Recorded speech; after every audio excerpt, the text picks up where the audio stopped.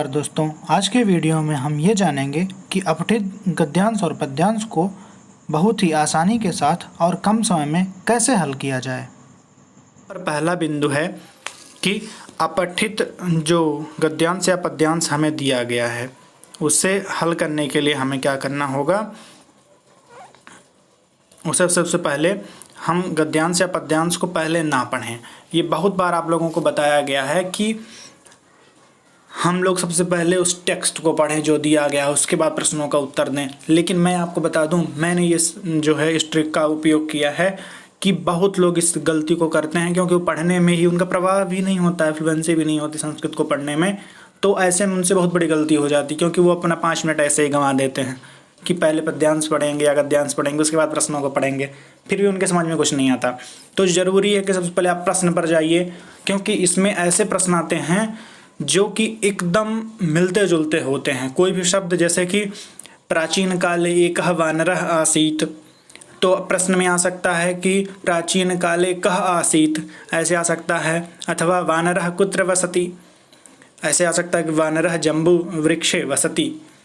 तो पूरा जो प्रश्न होते हैं उनका सीधा सीधा उत्तर उसमें लिखा होता है, बस हमें थोड़ा समझने की ज़रूरत होती है। इसमें कोई हमें सारांश नहीं लिखना है, ना शीर्षक लिखना होता है। इसलिए ज़रूरी है कि सबसे पहले प्रश्न पर जाइए, प्रश्न को पढ़िए, उसके बाद सीधे जो है पद्यांश में या गद्यांश में देखिए, वहाँ पर आपको सीधे उत्तर मिल जाएगा।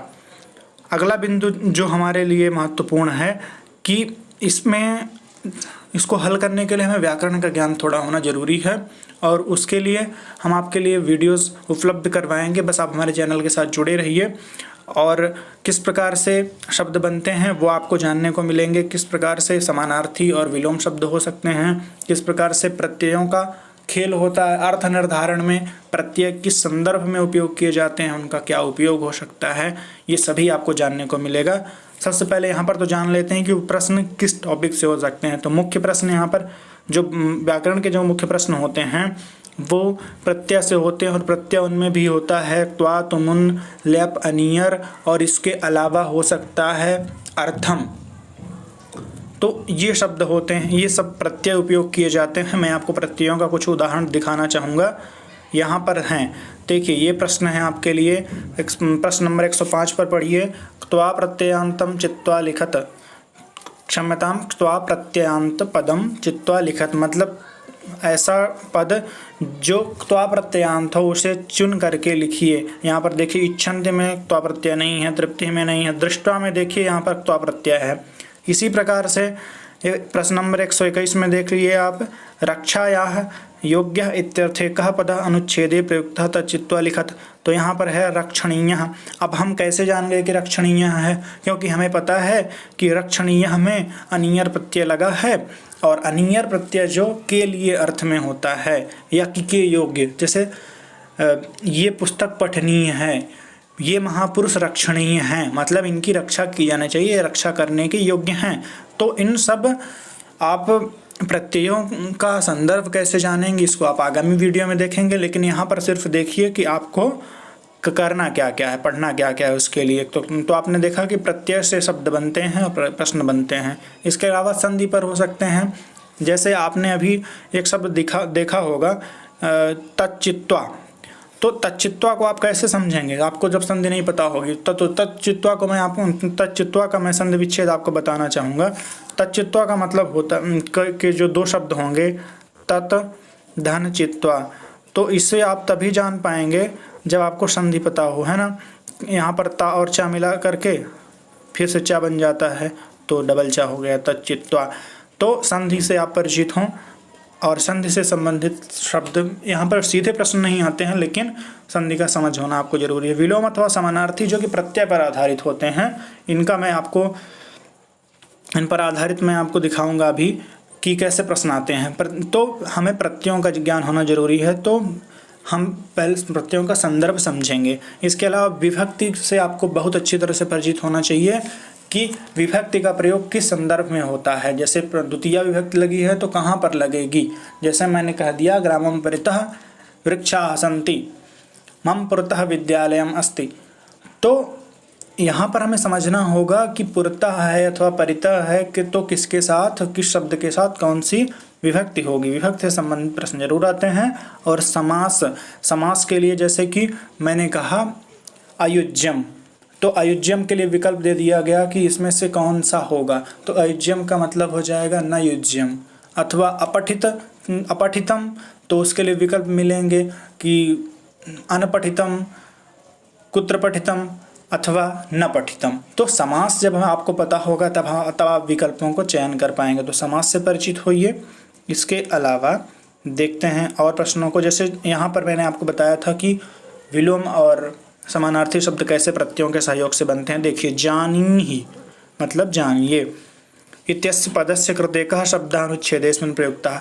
अब आपको जानीहि का विलोम नहीं पता होगा अच्छी तरह से, तो आप थोड़ा सा तो उसमें आप उसका सहयोग ले सकते हैं। तो जैसे इसका है अनुधाव, तो यहाँ पर अगर आप उपसर्गों से परिचित हैं तो आप जान सकते हैं। जानीहि का क्षम्यता में यहाँ पर अवगच्छ होगा, इसके लिए मैं सॉरी कहता हूँ, अवगच्छ होगा, जानीहि का उचित होगा अवगच्छ। यहाँ पर प्रश्न नंबर 121 देखते हैं, रक्षायाः योग्यः इत्यर्थे कः पदानुच्छेदे। तो रक्षायाः योग्य अभी मैंने आपको बताया था रक्षणीय होता है। ठीक है, अगले बिंदु पर चलते हैं।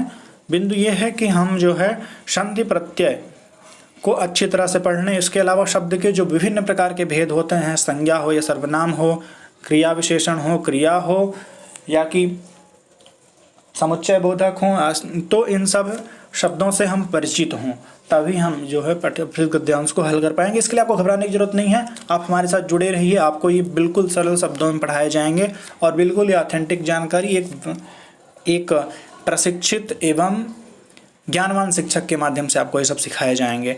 और इसके अलावा आप अकारांत, आकारांत, उकारांत, इकारांत, ऋकारांत और सर्वनाम शब्द रूप याद कर लें। जैसे कि अकारांत जैसे कि राम है, और आकारांत में जैसे रमा है, उकारांत में जैसे भानु है, इकारांत में जैसे रवि है, मति है, ऋकारांत में जैसे मातृ शब्द है। तो इन सब शब्दों से कैसे प्रश्न बनते हैं मैं आपको बताता हूँ। इनमें प्रश्न बनते हैं कि अधोलिखितेषु मातृ शब्दस्य चतुर्थी विभक्त्यां कः रूपः भविष्यति, किम रूपम भवति। तो वहाँ पर आपको मिल जाएगा कि माता, यही जो भी हो मात्रा, तो वहाँ पर ऐसे शब्द मिलेंगे। इसके अलावा सर्वनाम में जैसे शब्द दे दिया गया कि अस्मत् शब्द का चतुर्थी विभक्ति में क्या रूप होगा, चतुर्थी विभक्ति एक वचन में क्या रूप होगा। तो इन सब से आप रूपों को याद कर लें। अगला बिंदु होगा, जैसे यहाँ पर देख ही लेते हैं कि जैसे अधुना इति पदम कीदृशम पदम अस्ति। जैसे मैंने आपको भी बताया कि आप विभिन्न शब्दों के जो प्रकार होते हैं उनको पढ़िए। हाँ, शब्द के भेद क्या क्या हो सकते हैं। तो यहाँ पर देखिए अव्यय पदम आया हुआ है अधुना। तो जब आपको पता होगा कि अव्यय विशेषण क्रिया कर्तृपद क्या होते हैं तभी आप कर पाएंगे इसको। ठीक है, समानार्थी शब्द कैसे हो सकते हैं ये हम समझते हैं। समानार्थी शब्द जो से आपको बताया गया कि प्रत्ययों के सहयोग से बनते हैं। जैसे आविष्काराः क्रियन्ते, इसका जो है समानार्थी शब्द दे दिया गया आविष्क्रियन्ते। अधिगमनं करोति, अधिगम्यते।